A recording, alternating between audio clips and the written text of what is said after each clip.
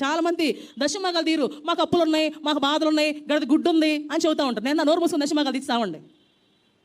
తీయకుండా ఉంటే పావు అప్పులు ఉన్నది దేవా ఏడ్చుకో, బాత్రూంలోకి వెళ్ళి ఏడ్చుకో, కింద కూర్చొని ఏడ్చుకో, మంచం మీద పడుకుని ఏడ్చుకో, ముసుకేసుకుని ఏడ్చుకో, ఎప్పటికీ బావు. దశమాగం దీనోడికి అప్పులు బావు. కూర్చొని ఏడ్చుకుని ఏడ్చుకోమని, అది ఎవరైనా సరే. నువ్వు కొంచెంలో నమ్మకంగా ఉంటే దేవుడు పెద్ద వాటిలో నమ్మకంగా ఉంటాడు. చాలాసార్లు ఆ కొంచెం దగ్గర ఇదిగుండి తర్వాత నెత్తిని కొట్టేసుకుని ఏడిస్తే ఎవరేం చేయలేరు. నేను బాగున్నప్పుడు పేదల దగ్గర దోచుకోవడం ఏంటండి? అది సేవకుల లక్షణం ఎలా అవుతుంది? అరే కామన్ సెన్స్ లేదా?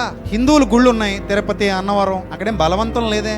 ఎవరికి నచ్చింది వాళ్ళు వేస్తారు అక్కడికి వెళ్ళి ఆ హుండీలో. ఇస్లాం వారికి మసీదులు ఉన్నాయి, నమాజ్ చేసుకుంటారు, వాళ్ళకేం బలవంతం లేదే. వాళ్ళకి నచ్చింది వాళ్ళు వేస్తారు, వాళ్ళ కలిమిలో నుండి వాళ్ళు ఇస్తారు. ఇప్పుడు తిరుపతి హుండీలో బంగారు కిరీటాలు వేసే వాళ్ళు ఉంటారు, అదే తిరుపతి హుండీలో చిల్లరేసే వాళ్ళు కూడా ఉంటారు. అక్కడేం నిర్బంధం లేదు. అలాగే మసీదుకి వెళ్ళినప్పుడు ఆ మసీదులో వాళ్ళకు కలిగినంతలో బాగా డబ్బులున్న ఇస్లాం వారు ముస్లిమ్స్ ఉంటారు, పేదలైన ముస్లింలు కూడా ఉన్నారు. పేదలైన ముస్లింలు నమాజ్ చేసుకొచ్చేస్తారు, మసీదులు ఏమి ఇవ్వలేరు. బాగా డబ్బులున్న ముస్లింలు మసీదుకి ఇస్తారు, అవసరమైతే మసీదుని కట్టించిస్తారు.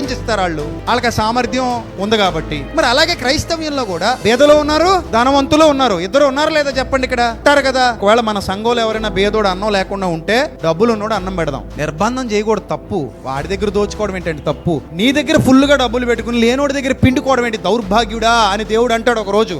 అది బోధకుడైనా విశ్వాసైనా. ఇతర విశ్వాసాలకు చెందినోళ్లే అంత నియమ నిబద్ధత కలిగి ఉంటే, క్రైస్తవులుగా క్రీస్తు ప్రేమ కలిగిన వారంగా, ప్రాణమిచ్చాడు నా కోసం యేసుక్రీస్తు అని చెప్పుకుంటున్న వారంగా హీనాతిహీనంగా బ్రతికితే వాళ్ళు నవ్విపోరు.